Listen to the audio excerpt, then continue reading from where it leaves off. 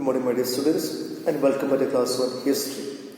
In the previous class, we had learned about two different movements, Sufism and Bhakti movement. Today, what we are going to learn is about the impact or the influence of a Bhakti movement.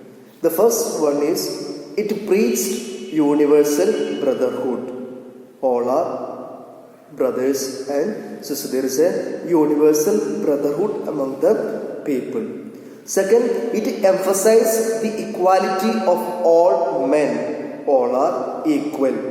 Third one, these saints or these people preached in the language of the ordinary people, like this preached in Hindi, Bhojpuri, Maithili and Oriya.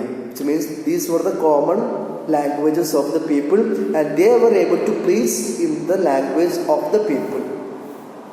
Next one, through their teachings, through the teachings of Kabir, Guru Nanak and Ravidas, they wanted to reform Indian society. They wanted to bring about some changes in the Indian society.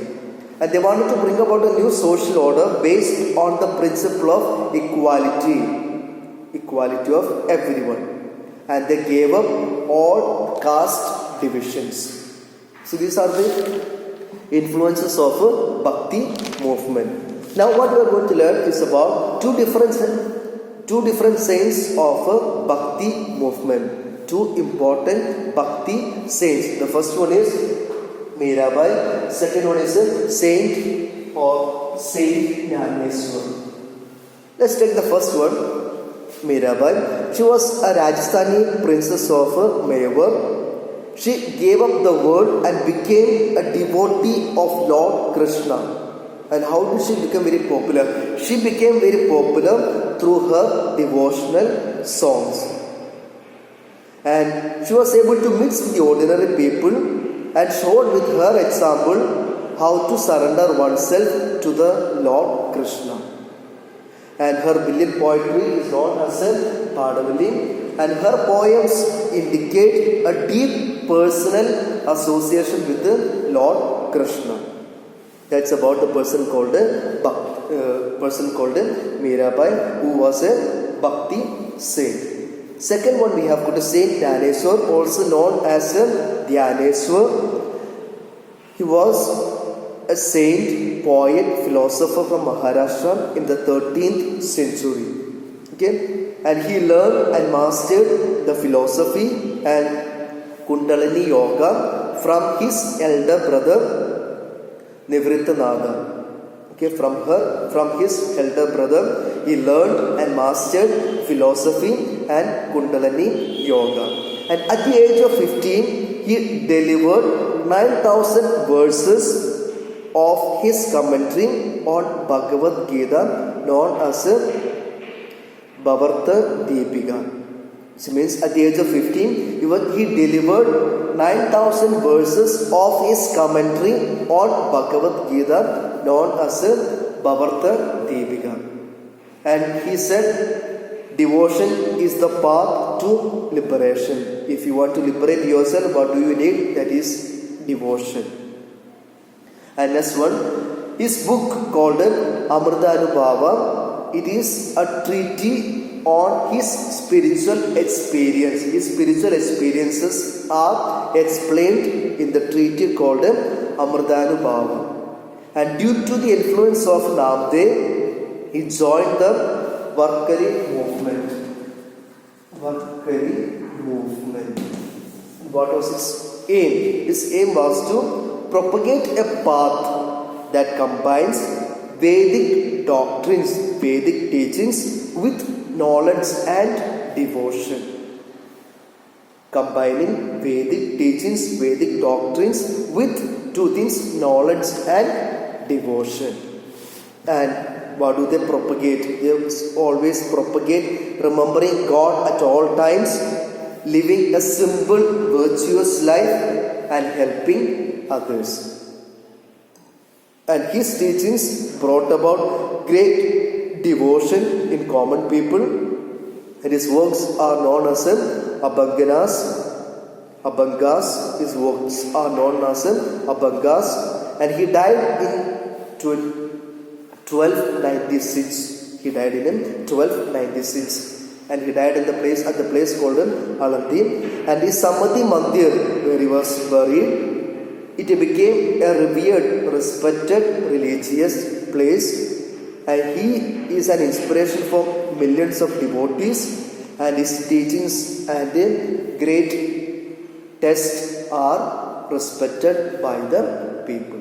So these are the two important Bhakti saints that you need to learn, Mirabai and Saint Dinosaur. So both these people, both of them emphasize on the fact of being devoted to God that can liberate you, that can save you from the circle of life and rebirth. And I hope it is clear for you. And there are 3 more topics to be learned. The next one is known as Sufism and the doctrines of Sufism, the impact of Sufism. These are the 3 things that you need to learn. Now let's come to the next one, that is Sufism. And Sufism is an important part that you need to learn. Sufism. And Sufism is coming from an Arabic word called Suf, referring to the wool used by the mystics. So Sufi comes from an Arabic word called Suf, meaning wool used for the mystics. As scholars say, the meaning of the word called Sufi is Safa, means purity. So some scholars say that the word comes from the word called Safa, which means purity.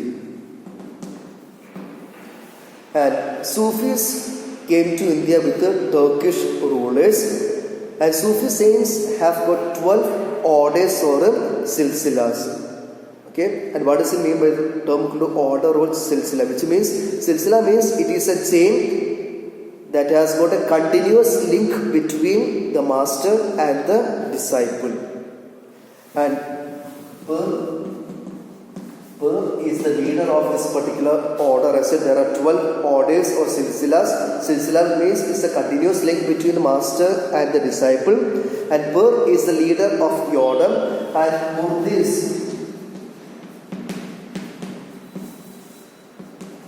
Murids are the followers of this particular order. And each Sufi has got a Kanaka, means heritage. Has got a heritage or Kanaka heritage, where the Sufi saints resided with their disciples. And the Sufi saints in India are mainly known as Chishti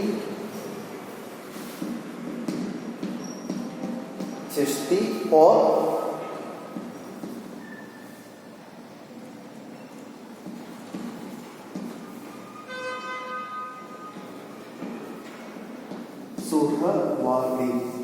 Suhrawardi. So these are the 2 things that you need to remember. So Sufi comes from Arabic word called Suf, which means wool used by the mystics. Or some scholars say Sufi comes from the word called Safa, means purity. And Sufis came to India with the Turkish rulers. And Sufi saints have got 12 orders or silsilas. Silsila means it is a chain or the continuous link between the master and the disciple. Per is the leader of the order. And Murids are the followers of this particular order. And each Sufi has got a Kanaka or heritage, where the Sufi saints lived with their disciples.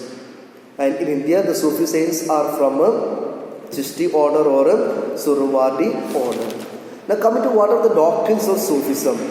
Unity of all religions. Second, one can reach God through personal devotion.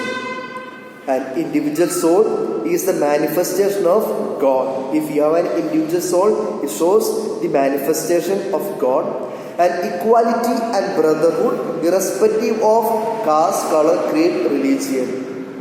Inner purity and self-discipline are essential to gain knowledge of God. These are the 5 different doctrines of Sufism. Unity of all religions, and we can reach God through personal devotion. Individual soul is the manifestation of God. Equality and brotherhood, are to be done irrespective of your caste, color, creed, and religion. Inner purity and self-discipline are essential to gain knowledge of God. And next one is about what was the impact of Sufism. The impact or influence of Sufism. It fostered, which means it brought about unity between Hindus and Muslims. Principles of Sufism were similar to that of a Bhakti cult or Bhakti movement, which I have already learned. It promoted feelings of tolerance among the rulers, and people began to understand and appreciate others' faith. If I am a Hindu, I need to accept and appreciate a Muslim and his or her belief. And it influenced various poets of at that time, Amir Khusro and Malik Muhammad Jayasi. These are the poets who wrote poems in praise of Sufi principles. So these are the influences, like it brought about Hindu-Muslim unity. The principles of Sufism are similar to that of Bhakti movement. It promoted feelings of tolerance among the rulers, and people began to appreciate and understand others' faith, and the Sufism influenced the poets of at that time, and they wrote poems in praise of Sufi principles. These are the things that I wanted to teach you today.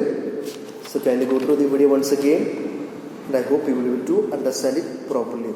There are 3 more topics to be completed in this particular chapter. So children, go through the video and understand the things properly. Your exams are coming, so prepare yourself for the exam. Thank you.